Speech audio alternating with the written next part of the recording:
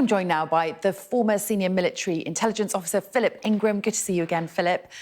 Now, of course, Russian forces have made some advances in recent days in Bakhmut, but on the whole, there's been very little movement on the front line in recent weeks and months. Why is that? Yeah, well, exactly. Day 374 of Vladimir Putin's 10-day special military operation. And the Russians, we keep talking about this spring offensive.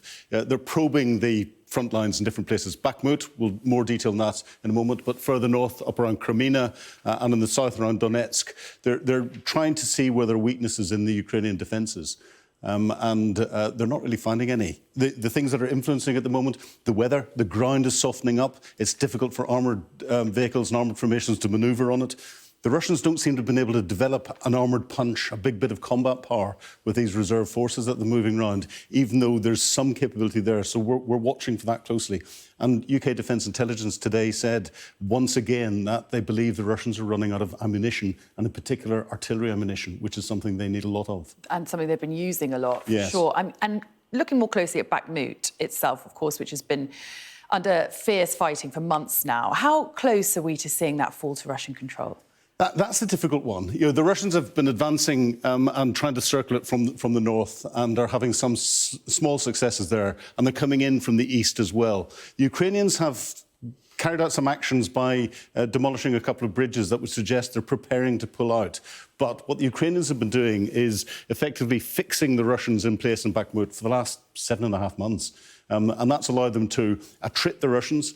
7 Russian dead for every 1 Ukrainian, according to the Ukrainian Ministry of Defence. And also fix the Russians' attention in there, not just pouring more troops in. But that then allows the Ukrainians to potentially prepare for something else elsewhere. And it also means that whilst they're still holding on to Bakhmut, the Russians can't then get their artillery and everything else forward. And this is the level of destruction that we're seeing in Bakhmut, and then focus that on the next town or the next village or the next city. Bakhmut, originally 70,000, now between 4,000 and 4,500 civilians in there, according to the deputy mayor. This is standard Russian tactics of destroy the place with artillery and then flood it with unprotected infantry to try and get forward. Ukrainians are responding with their artillery, their armour and elsewhere, and that's why so many Russians are getting killed. Now, obviously, we've been hearing repeated calls from Ukraine for more military equipment from the West, from international partners. But you mentioned British intelligence in your latest update. How are we helping them in terms of surveillance?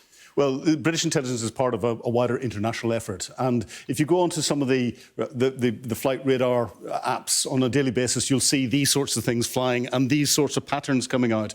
And these are aircraft that are coming in that are intelligence, surveillance and reconnaissance aircraft that are providing a number of different intelligence outputs. This is a British RC-135.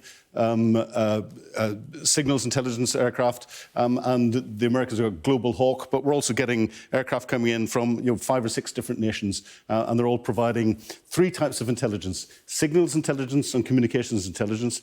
They're hoovering everything up that the Russians are saying and then analysing that. Measurement and signature intelligence, they're seeing what's on the ground, and they can see armoured vehicles, they can see missiles being launched, they can see convoys that are moving, and analyse that. And then imagery intelligence. And of course, the sorts of samples go from the drones that the Ukrainians have. We saw those pictures there to provide the intelligence picture, up to what can be provided from satellites. That is all being analysed and helping give the Ukrainians more targeting materials so they can understand where the key places are to hit within the Russian forces. OK, Philip, for now, thanks very much.